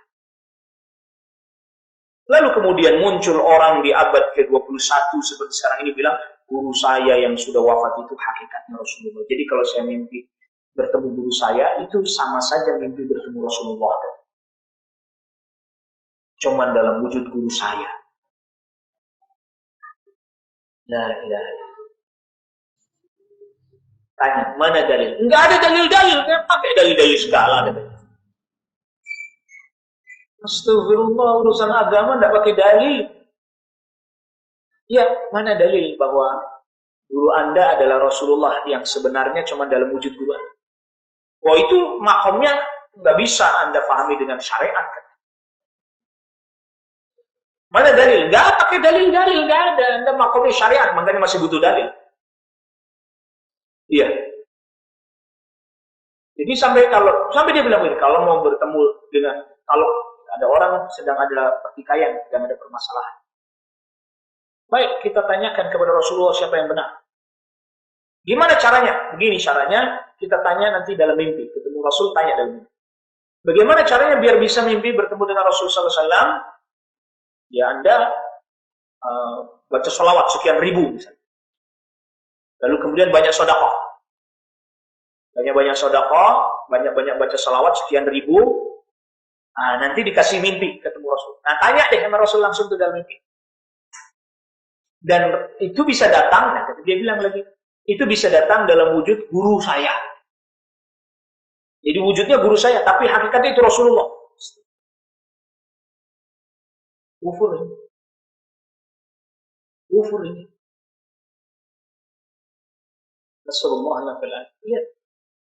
Makanya Rasulullah SAW menegaskan, melarang dengan tegas, dengan keras apa? Al-ghulu, sikap berlebihan. Iyyakum wal-ghulu, jauhi oleh kalian sikap berlebihan. Fa innama ahlaka man kana qablakumul ghulu. Umat-umat terdahulu binasa karena sebab ghulu, berlebihan. Lihat. Allah musta'an. Macam-macam aja ini banyak nih sekarang. Yang katanya gurunya lewat makam Rasul bergetar itu. Lalu kemudian Rasul cium lututnya. Lu ini berarti kan lebih tinggi lagi dibandingkan Nabi itu. Loh, itu pengikutnya sedikit banyak. Banyak. Tuh lihat, iman kepada Rasul di mana ini? Kita belum geser jauh-jauh, ini pelajaran ini belum geser jauh-jauh, masih di rukun iman. Iman kepada Rasul di mana ini jadinya pelajaran ini? Loh, memang di majelisnya tidak ada penjelasan tentang iman kepada Rasul, tidak ada. Yang ada cuma hanya baca ini, baca itu, baca ini, baca itu sekian, baca ini, baca itu sekian. Ada. Dijelaskan kayak begini. Yang ada baca ini, baca itu, sejam setengah, 2 jam baca aja terus. Udah nggak tahu artinya, nggak tahu makna. Bahkan apa yang dibaca juga nggak tahu. Nggak bisa bedain mana sholawat, mana syair. Nggak bisa bedain. Pokoknya semua sholawat, semua. Padahal kalau didengar, kalau yang mengerti itu, ini syair ini mah. Mana pelajaran rukun iman mana? Nggak usah kita bicara pelajaran jauh-jauh, berat-berat. Pelajaran rukun iman mana kok bisa orang meyakini kayak begitu? Sehingga kemudian seolah-olah, walaupun tidak terucap, bahwa wali itu kedudukannya lebih tinggi daripada apa? Nabi. Dia guru saya mah sholat Jumatnya di Mekah. Ya kan itu. Dia berarti kan meyakini itu. Lah yang unik lagi unik. Ketika kita sampaikan begini, oh kita beda paham. Makin bingung lagi. Anda agamanya Islam? Islam. Tapi untuk urusan ini saya beda paham dengan Anda. Bahaya ini kan berbeda pahamnya dengan Rasulullah SAW. Bukan dengan saya, bukan. Dalam permasalahan ini, beda nanti masalah fikih. Ini masalah ini, misalnya dia meyakini begitu, guru saya itu titisannya Nabi. Hakikatnya dia Nabi. Kalau lewat kubur, goncang. Bahkan Nabi mencium lututnya guru saya misalnya. Lalu kemudian kita jelaskan, nggak begitu. Ini yang benar. Oh, berarti kita beda paham. Ini bukan beda paham ini, mah. Berbeda sama siapa dia? Dia kan berbeda dengan para ulama, dengan para sahabat, dengan para tabi'in, hatta dengan Rasul SAW dia berbeda. Dalam masalah ini, kok jadi dibilang beda paham antara kita? Ini benar betul. Seperti yang Rasul sabdakan. Sayaudu ghariban kama bada. Jadi seolah-olah kita yang berbeda dengan Rasul SAW. Dia yang begitu yang beda. Akidahnya dengan para sahabat. Kok jadi kita pada yang dibilang beda paham? Coba tanya ada yang apa ada seorang tabi'in yang berani berkata Abu Bakar itu sebenarnya Rasulullah cuma dalam wujud Abu Bakar? Nggak ada. Nggak ada. Nggak berani. Yang ada mereka bisa dicambuk, dihukum itu. Nggak ada. Atau Umar bin Khattab itu sebenarnya nabi, enggak ada. Walaupun Rasul pernah katakan, "Lau kana ba'di nabiyyun lakana Umar." Kalau setelah saya ada nabi, ini saya apa? Umar. Tapi nyatanya enggak ada tuh sahabat yang lain atau bahkan para tabi'in mengatakan, "Oh, Umar ini nabi," sebenarnya enggak ada. Karena sudah ditutup, sudah selesai. Dan tidak ada di antara mereka yang mengatakan Umar lebih utama dibandingkan nabi, dibandingkan Rasul sallallahu alaihi wasallam. Enggak ada. Kok ini ada orang zaman sekarang gurunya itu sebenarnya nabi gitu. Jadi kita belajar sama guru kita tuh hakikatnya langsung mengambil ilmu dari Nabi. Lama-kelamaan akhirnya ya bukan cuma begitu. Kita ngambil ilmunya udah bukan dari manusia, langsung dari Allah.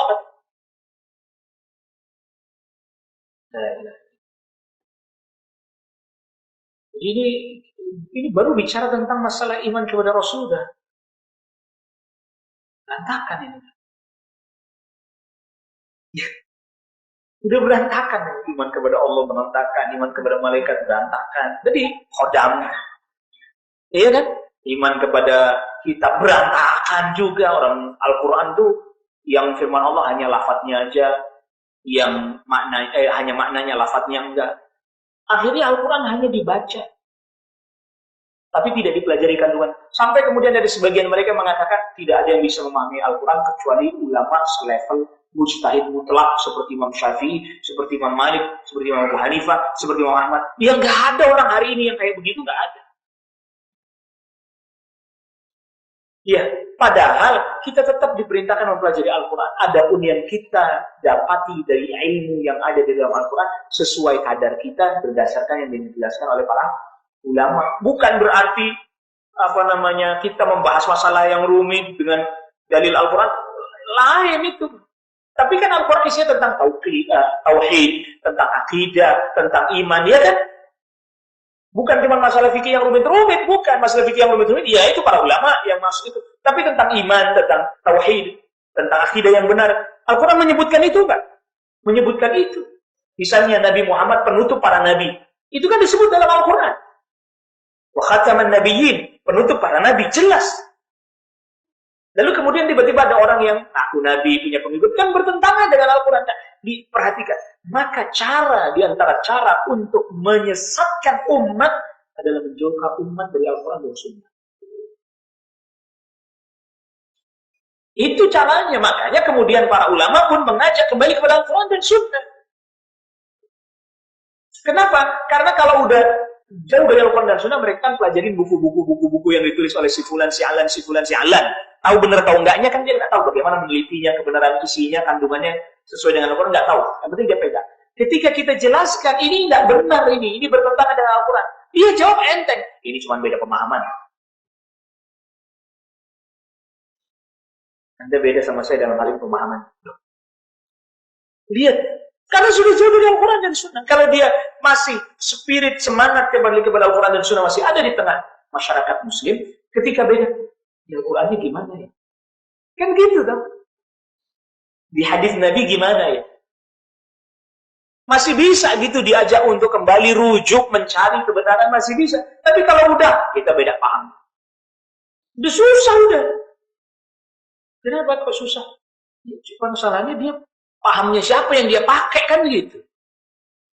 Pemahamannya siapa yang dia pakai. Sumber dari mana yang dia ambil, dia pakai. Sampai aneh-aneh ini, sampai orang zaman sekarang sampai ada yang bertanya, Ustaz, jadi nama ruh kita siapa? Ini kan nama jasad, nama fisik. Nama ruh kita siapa? Saya pernah juga ditanya, saya balik tanya, nggak ada dalil menjelaskan tentang hal itu. Kalau ada dalil silahkan datangkan dari ayat Al-Quran, hadis yang saya ikut. Bagaimana dia bisa bertanya tentang satu pertanyaan yang dalilnya nggak ada untuk menjawab pertanyaan itu? Itu kan berarti dia ta'annud atau ta'ammuk. masuk ke dalam satu permasalahan yang mendalam yang nggak ada dalilnya, itu dilarang oleh Rasulullah SAW. Tanattu halakal mutanatti'un. Lagi ngapain nanya maruh, ngapain? Apa manfaatnya? Apa dampaknya dalam urusan keimanan kita? Tauhid kita apa hubungannya? Coba. Padahal saya bisa saja jawab, nama ruh dengan nama zahir sama, nggak akan beda. Apa hujjah, apa dalil? Saya punya dalil. Hadis riwayat Al-Imam Tirmidzi. Ketika Allah Subhanahu wa taala mengeluarkan ruh dari punggungnya Nabi Adam, semua keturunannya sampai hari kiamat. Tiba-tiba Nabi Adam melihat ada salah satu ruh dari keturunannya memancarkan cahaya. Lalu kemudian Nabi Adam bertanya, "Ya Allah, ini siapa ini?" Ini adalah ruh keturunanmu di akhir zaman, namanya Daud. Itu yang ada baru Nabi Adam. Nabi Daud udah punya nama. Tuh nama ruhnya sama Daud alaihissalam. Tuh. Wah, terus gimana Ustaz kalau ada orang yang gonta-ganti nama? Dia nanya-nanya hal-hal yang nggak berpengaruh. Ya. Pada rukun iman nggak berpengaruh, ya kan? Lalu ngapain dia mikirin orang gonta-ganti nama? Yang jelas segala perubahannya itu sudah Allah ketahui, sudah Allah catat, selesai kan? Selesai. Coba, itu nambah iman apa enggak dia tahu si fulan kenapa gonta-ganti nama, nambah iman dia. Berarti nama ruhnya gonta-ganti dong Ustaz ya. Kalau nama jasadnya, fisiknya gonta-ganti, berarti nama ruhnya gonta-ganti juga dong ya, berarti ya. Lalu berani orang masuk dalam wilayah-wilayah yang tidak punya ilmu kita dalamnya. Sampai urusan begitu ditanya, apa manfaatnya coba? Yang kelima, al-imanu bil yaumil akhir, iman kepada hari akhir. Ya ini termasuk sebenarnya iman hari akhir itu ya kebangkitan ya. Kebangkitan. Tetapi berdasarkan hadisnya sahabat Utsman bin Affan radhiyallahu anhu, mana sahabat Utsman bin Affan radhiyallahu anhu katakan, innal qabra awwalu manzilatin min manazilil akhirah. Sesungguhnya kubur adalah tahap pertama menuju kepada kehidupan akhirat. Maka berarti iman kepada hari akhir mulai dari kematian, kemudian barzah, kemudian kiamat dulu, baru kemudian kebangkitan, kemudian mahsyar, kemudian hisab. Hisab di dalamnya nanti ada menerima catatan amal, ada juga di dalamnya al-mizan, ditimbang. Ya. Lalu kemudian selanjutnya al-haud, telaganya Nabi SAW, ada juga syafaat, ada juga as-sirat, melewati sirat, bahkan juga ada qantarah, jembatan kecil sebelum menuju surga setelah melewati sirat, baru kemudian al-jannah wan nar, surga dan neraka. Itu poin-poinnya tuh. Poin-poinnya iman kepada hari akhir. Kematian, barzah, kemudian kiamat, dan tanda-tandanya. Jadi tanda-tanda, mempelajari tanda-tanda kiamat termasuk iman kepada hari akhir. Ya, lalu kemudian kiamat kehancuran, kemudian kebangkitan, kemudian mahsyar. Di situ juga nanti ada syafaat ya. Di mahsyar ada syafaat uzma, syafaat yang terbesar. Lalu kemudian hisab, termasuk hisab tadi mizan, berikan catatan amal, sirat, haud, telaganya Nabi, kemudian sirat, kemudian qantarah, kemudian surga dan neraka. Beberapa poin itu. Yang masing-masing kalau dibahas, itu jadi berapa kitab itu. Ya masing-masing kalau itu dibahas, itu jadi berapa kitab. Makanya, oleh karena itu, iman kepada hari akhir, panjang. Pembahasan yang panjang. Dan ini juga banyak kerancuan-kerancuan nanti di sini. Kerancuan dan pembahasan para ulama, termasuk misalnya apakah orang yang sudah mati di barzah ya, itu mendengar atau tidak. Ya nanti di situ pembahasannya. Mendengar atau tidak, dan yang lebih rajih tidak. Adapun hadis-hadis yang mengesankan mendengar ya hanya sebatas yang disebut dalam hadis itu saja. Misalnya ketika orang ngantar ke kubur lalu kemudian dia pulang terdengar suara apa? Suara apa? Sendal. Maka ya kita tetapkan yang di hadis itu aja, yang dia dengar cuma suara sendal, suara obrolannya orangnya nggak tahu. Karena yang disebut di dalam hadis suara sendal, bukan suara obrolan. Ya kalau dia udah wafat, terus para penggali kubur sambil duduk-duduk ngobrol kedengeran juga. Masa itu wafat? Berisik amat sini. Ngobrol ketawa ke TV lagi gitu. Ya. Maka yang lebih kuat enggak. Makanya hadis-hadis yang mengesankan mendengar, ya kita hanya batasi pada yang disebut di dalam hadis saja. Jangan dilampaukan kepada yang lain. Jelas ini. Gitu. Seperti misalnya ketika perang Badar. Lalu Rasul bicara kepada mereka. Bukankah kalian telah mendapati apa yang Allah janjikan pada kalian, benar adanya, hak adanya? Sahabat Umar bin Khattab tarik pakaiannya Rasul SAW. Rasul mereka sudah wafat. Artinya dalam ilmunya Umar bin Khattab radhiyallahu an, orang mati kagak dengar. Lalu kemudian Rasul katakan, mereka mendengar tapi tidak bisa menjawab. Itu khusus untuk pada saat itu aja. Kenapa Allah perdengarkan kepada mereka perkataan Rasul itu? Untuk menghinakan mereka, para tokoh-tokoh kafir pada saat itu. Bukan berarti mereka mendengar yang lain selain perkataan Rasul, enggak. Jadi jadikan mereka mendengar perkataan Rasul pada saat itu agar merasa hina dan makin dihinakan oleh Allah. Menyesal, mungkin bahasa kitanya, kenapa kita nggak iman ya, kenapa kita percaya waktu masih hidup. Itu. Dan tidak bisa itu kemudian dijadikan hujah, berarti secara umum semua orang mati mendengar. Nggak bisa yang ada di hadis itu aja dan pada saat itu saja. Karena ternyata sahabat Umar memahami bahwa orang mati. Dan itu nggak disalahkan oleh Rasul dalam konteks umum. Rasul hanya menegaskan dalam konteks khusus yang ini mereka bisa dengar. Dan masih banyak lagi. Termasuk juga iman kepada, tadi kan bicara tentang barzah. Ini baru barzah aja udah banyak masalah ini, baru barzah. Belum kemana-mana ini. Orang kita meyakinin orang mati bisa jadi hantu, jadi pocong, segala macam. Ini kan termasuk iman juga, ini yang masalah. Tuh. Makanya orang pada ngeri lewat kuburan, pada mati ngeri. Waktu hidupnya ngeri, apalagi di Jawa masih hidup. Nah itu baru ngeri tuh. Orang kita tuh lebih takut sama setan, hantu daripada sama jawaraan gitu. Gitu. Allah musta'an. Akhirnya kemudian mereka pun meyakini misalnya roh orang udah mati bisa pulang misalnya. Ini kan masuk di dalam ini. Itu baru satu manzilah. Yaitu baru satu tahapan atau tahap pertama. Kubur, barzah. Udah banyak masalah. Udah banyak masalah ini. Setan gentayangan lah.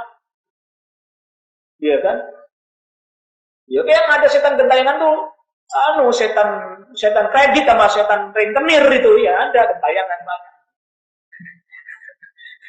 Nawar-nawarin riba. Iya itu mah banyak gitu. Di medsos juga banyak gitu. Allah musta'an. Iya, tahu-tahu kita dapat SMS ya, Anda berhak pinjaman tanpa ini sekian. Ya, cuman bunga sekian persen. Bener ini. Kan kredit ini. Gentayangan ini, setan riba ini mah. Coba itu kan etikot yang seperti itu. Beredar di tengah masyarakat. Ternyata kan itu sebabnya Pak, mitos. Tuh, mitos-mitos. Permasalahannya. Dan ini ada lagi, coba misalnya orang yang tidak meyakini surga neraka ada. Dengan tidak, bukan berarti tidak meyakini secara utuh. Begini dia bilang. Ayat-ayat yang ada dalam Al-Quran menjelaskan tentang surga, kenikmatan surga, neraka, itu cuman sekedar kiasan aja. Ya. Bukan seperti itu sebenarnya, cuman kiasan aja. Begitu yang disebut dalam hadis-hadisnya cuman kiasan aja. Masa di surga cuma makan minum. Dia menyamakan antara akhirat dengan dunia. Cuma makan minum, mengalir sungai-sungai di bawahnya. Di sini juga banyak sungai. Itu kenapa ayat Al-Quran bilang begitu? Karena itu untuk orang padang pasir.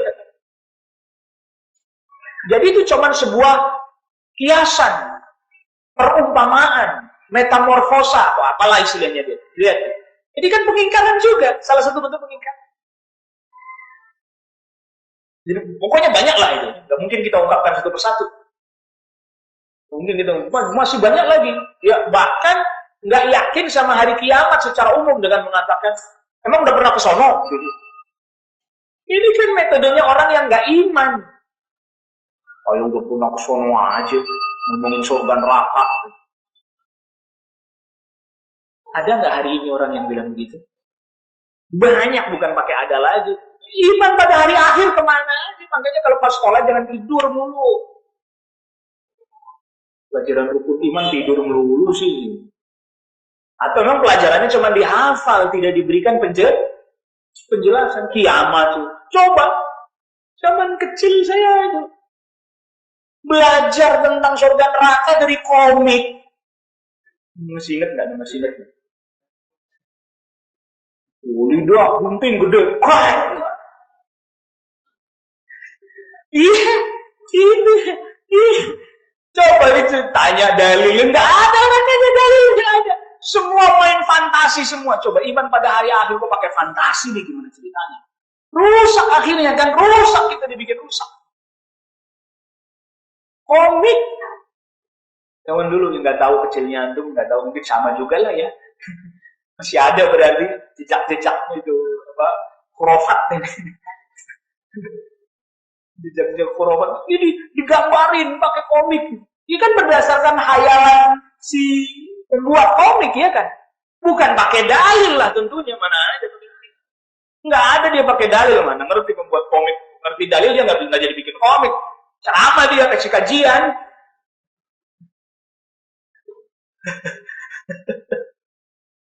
Allah, rusak ini. Iman kepada hari akhir rusak. Sirat seperti rambut dibelah 7.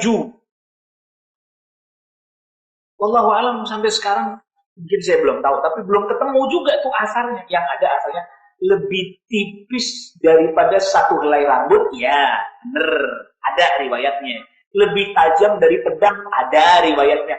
Rambut dibelah 7, itu maksudnya saking tajamnya. Bukan, dulu jangan maksud dulu. Ini perkataan ini riwayatnya ada apa enggak gitu. Itu dulu kan. Itu dulu. Jangan pakai maksud enggak, ini apa dulu, riwayatnya ada enggak? Rambut dibelah 7. Rambut itu udah tipis, pakai dibelah 7. Lebih tipis lagi, emang sih menjadi kesannya lebih ngeri. Cuman kan kalau nggak ada riwayatnya, siapa yang bertanggung jawab terhadap perkara? Yang ada lebih tipis dari satu helai rambut, ya ada. Adaqu minasy'ar. Itu ada riwayatnya. Cuman rambut dibelah 7. Nah, jadi jangan dilebih-lebihin deh. Lebih tipis dari satu helai rambut, udah cukup, ikutin itu. Mungkin kurang bombastis lah mungkin bahasa kita. Orang kita kan senang hiperbol. Akhirnya dibikin mungkin redaksi lain, rambut dibelah 7. Masih banyak lagi lah ini. Hal-hal yang menyimpang lebih melenceng. Lalu kemudian yang keenam, al-iman bil qadar, iman kepada takdir baik dan buruk. Nah, ini nanti dijelaskan panjang lebar di belakang oleh Syekh.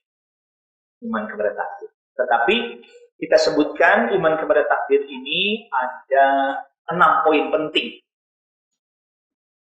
Ada 6 poin penting. Kaedahnya itu ada 6 poin penting iman kepada takdir. Yang pertama, meyakini bahwa Allah Subhanahu wa taala telah mengetahui segala sesuatu jauh sebelum sesuatu itu ada. Ringkas, kalau para ulama nyebutnya ringkas, al-ilmu namanya. Al-ilmu, Allah telah mengetahui segala sesuatu jauh sebelum segala sesuatu itu apa? Ada. Lu udah tahu semua. Poin yang kedua, ini disebut oleh para ulama dengan istilah al-kitabah. Kitabah, tulis. Apa maksudnya? Allah telah menulis takdir segala sesuatu di Lauhil Mahfuz 50.000 tahun sebelum Allah ciptakan langit dan bumi. Jadi kalau kita ditanya, mana duluan? Allah tahu, Allah menulis. Mana duluan? Allah tahu. Karena Allah menulis ini maksudnya adalah Allah perintahkan kepada pena, kolam, untuk menulis di Lauhil Mahfuz. Oleh karena itulah Rasulullah SAW bersabda, Inna awwala ma khalaqallahu al-qalam. Di antara makhluk yang pertama kali Allah ciptakan adalah pena.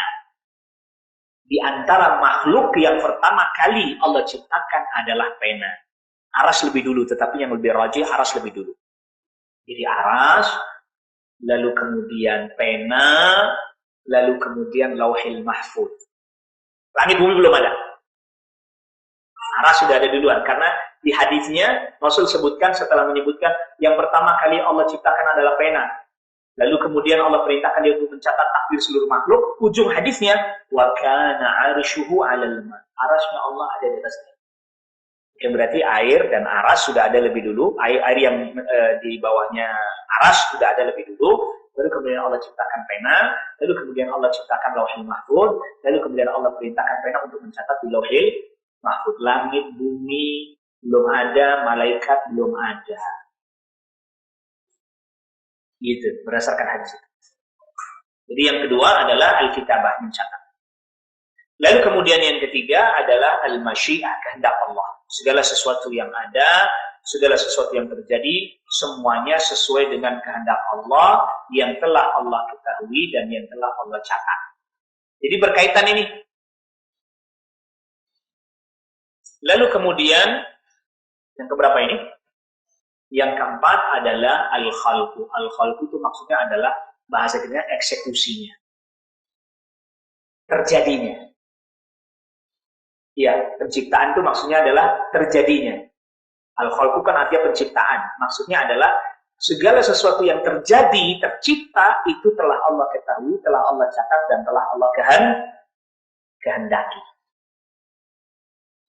Jadi tidak mungkin sesuatu itu terjadi tanpa diketahui oleh Allah sebelumnya, tanpa tercatat di Lauhil Mahfuz, tanpa Allah kehendaki. Tidak mungkin.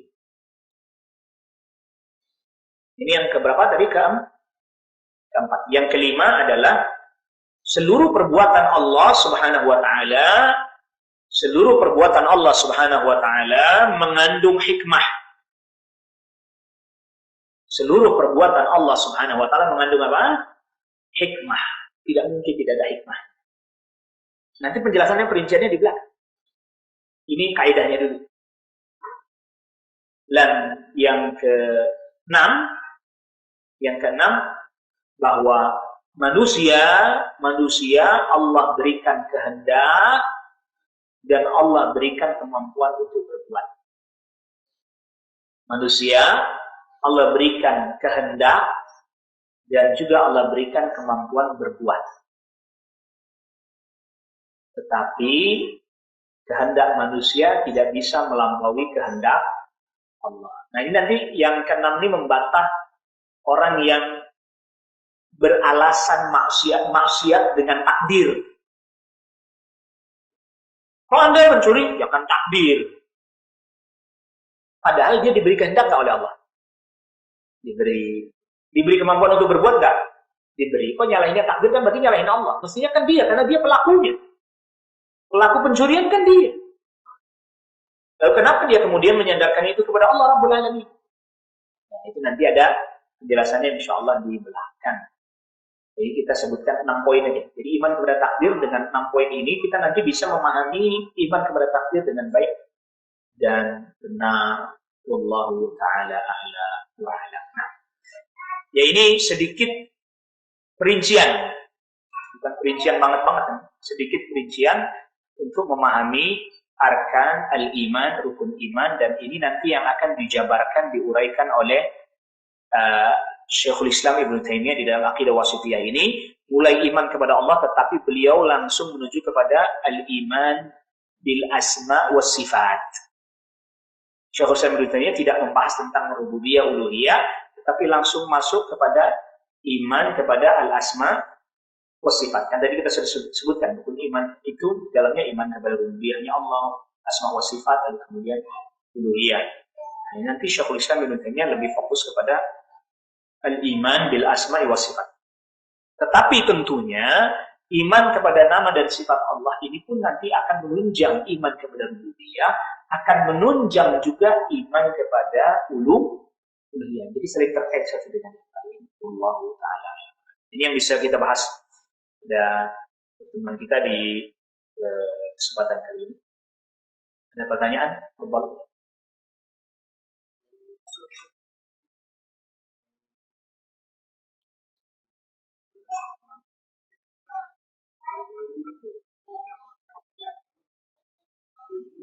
Ya, al-kitabah, al-masyiah, al-khalqu.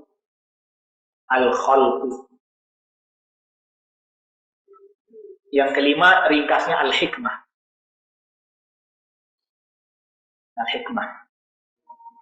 Dan yang keenam ringkasnya adalah ini apa? Dia terkait dengan ini perbuatan hamba, af'alul ibad, perbuatan hamba.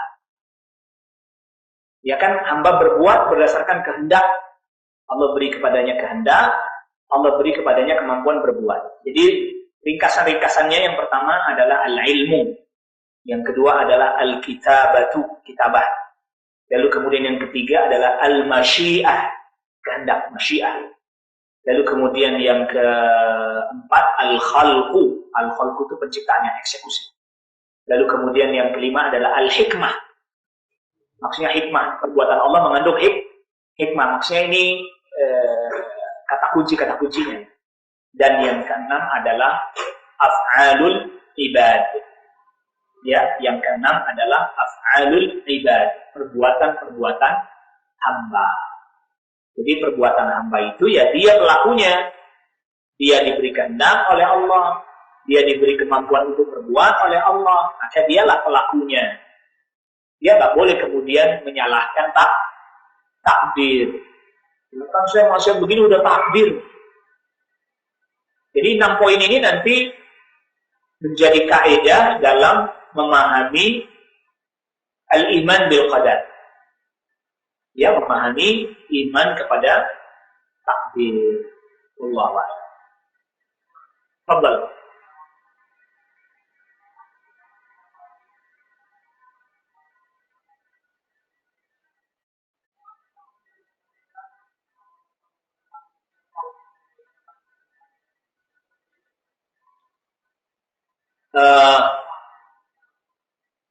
Pemahaman yang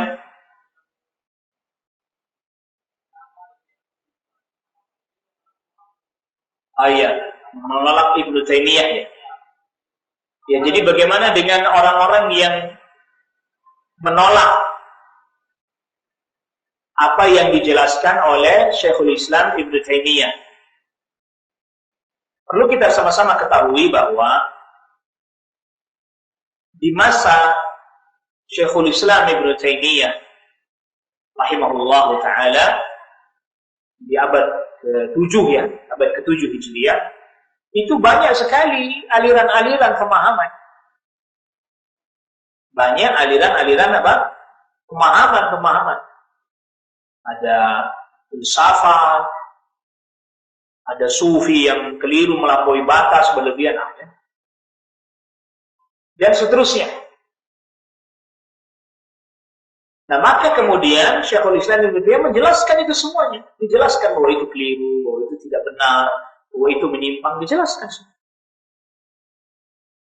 Nah, sebagian orang hari ini ada yang dia membaca karya tulis dari orang-orang yang kontra dengan Syekhul Islam Ibnu Taimiyah, yang akidahnya, keyakinannya kontra dengan Ibnu Taimiyah. Buku-bukunya ini. Akhirnya mereka membenci Ibnu Taimiyah juga. Itu dari satu sisi. Nah, di sisi yang lain, Syekhul Islam Ibnu Taimiyah pun telah menjelaskan di Muqaddimah Wasithiyah, kita udah jelaskan. Kita udah bacakan. Saya kasih waktu 3 tahun. Siapa orang yang bisa mendatangkan bahwa apa yang saya sebutkan di dalam Wasithiyah ini bertentangan dengan salaf, silahkan datangkan. buktinya. Dan kalau memang benar begitu, saya akan rujuk, ikutin itu. Jadi di masa beliau masih hidup pun, beliau sudah meminta kepada orang-orang yang berseberangan dengan beliau. Tetapi tidak ada yang membantah sesuai dengan tadi, salaf, mana perkataan salaf. Dan Syekhul Islam Ibnu Taimiyah ini bukan baru, telah didahului oleh para ulama sebelumnya juga. Semisal Al-Imam Ibnu Qudamah Al-Maqdisi menulis risalah Lum'atul I'tiqad. Bahkan kemudian naik lagi ke atas lagi, sudah ada bantahan-bantahan terhadap mereka yang menolak sifat atau menolak sebagian sifat. Seperti itu yang risalah yang dinisbatkan kepada Al-Imam Ahmad Ar-Radd 'alal Jahmiyah, bantahan kepada Jahmiyah. Begitu juga karyanya Syekh Utsman Ibn Sa'id Ad-Darimi yang juga membantah Jahmiyah. Yang itu semua dari sisi makna semakna dengan apa yang telah dijelaskan oleh Syekhul Islam Ibnu Taimiyah di belakang. Semakna, sama lagi semakna. Begitu.